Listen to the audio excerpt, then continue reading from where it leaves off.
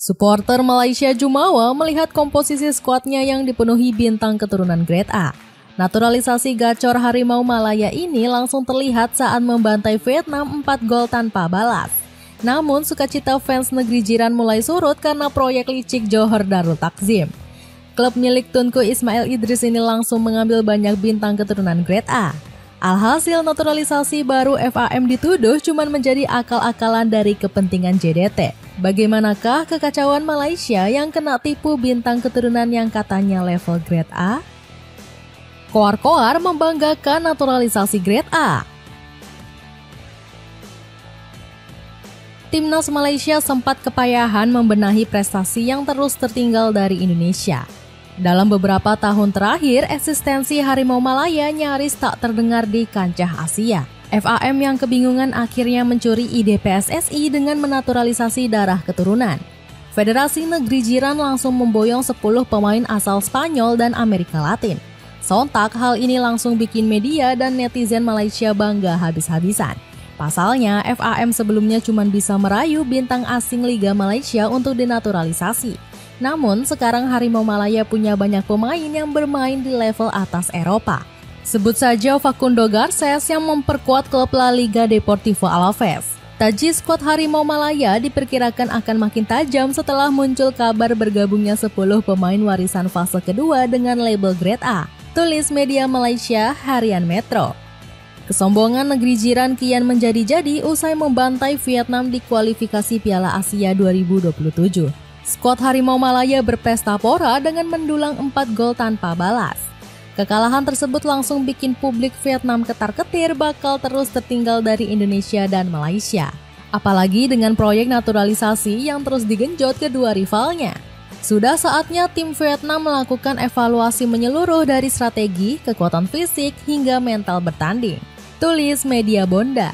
Sementara itu, CEO Timnas Malaysia justru semakin cerewet membanggakan anak asuhnya. Saya selalu bilang Timnas Malaysia itu bagai raksasa yang tertidur. Sekarang saatnya kami bangun. Kami serius meningkatkan standar sepak bola negeri ini, kata Rob Friend. Benar saja, FAM kembali menaturalisasi darah keturunan asal Spanyol yakni Nacho Mendes. Media Malaysia langsung pongah memamerkan pemain yang sempat membela Sporting Gijon tersebut. Ledakan performa yang diraih Malaysia langsung bikin para supporternya sombong bukan main.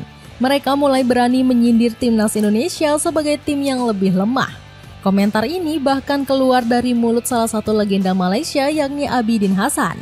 Dirinya yakin kalau negeri jiran sebentar lagi bisa menyalip Timnas Indonesia di peringkat FIFA. Ini merupakan prestasi yang luar biasa dan membanggakan bagi sepak bola Malaysia. Kita sudah terlalu lama tertinggal di kancah internasional, namun dengan kepemimpinan dan arahan tim saat ini, kita patut berbangga. Media lokal negeri jiran juga semakin berani meremehkan level Timnas Indonesia. Perbedaan peringkat antara Malaysia dan juga Indonesia semakin mengecil. Harimau Malaya dalam momentum yang lebih baik setelah mengalahkan Vietnam di kualifikasi Piala Asia 2027. Sikap sombong ini bahkan juga dilakukan Peter Klamovski selaku pelatih Timnas Malaysia. Dirinya dengan tegas menolak ajakan PSSI untuk uji coba melawan skuad Garuda. Klamovski lebih memilih tampil di CAF Nations Cup pada Agustus mendatang. Negeri jiran disebut mengikuti pagelaran ini karena ingin mencoba kemampuan skuadnya. Pasalnya, Piala CAF di tahun ini diikuti oleh negara kuat Asia seperti Iran dan juga Uzbekistan. Alhasil, publik negeri Melayu merasa sombong dengan langsung menyindir Timnas Indonesia. Malaysia diundang CAF Nations Cup tapi orang-orang dari negeri seberang yang berisik. Dengan menyebut ini bukan agenda FIFA. Tulis OneFootball Malaysia di X. Netizen Malaysia semakin koar-koar setelah Timnas Indonesia dikalahkan telak oleh Jepang. Mana boleh bermain di CAF, harus dapat izin dari tim yang lolos putaran keempat kualifikasi Piala Dunia dulu.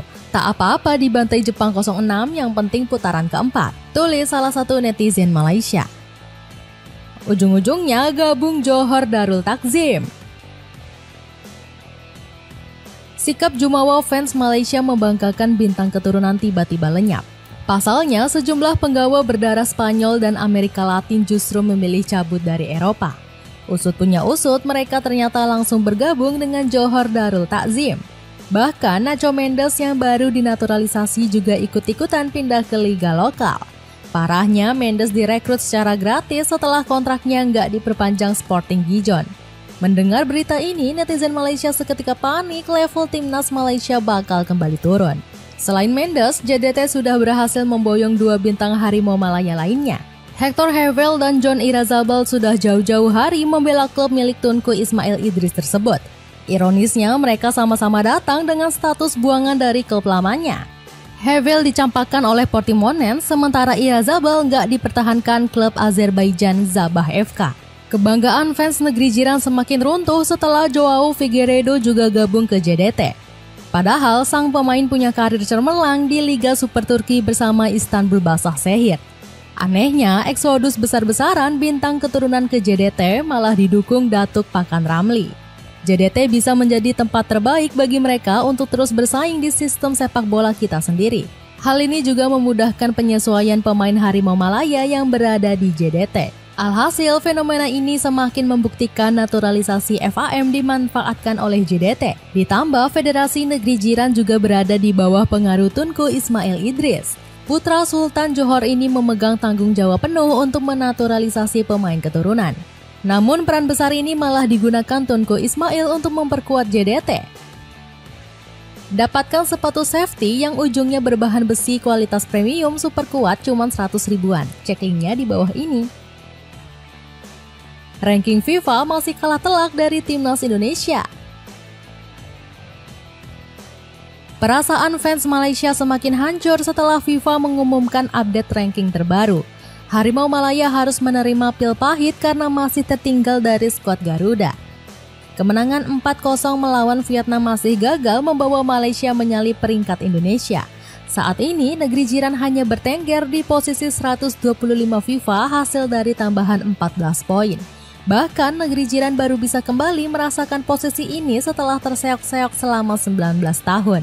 Sebelumnya, negeri jiran lebih sering bertengger di posisi 150-an dalam 5 tahun terakhir.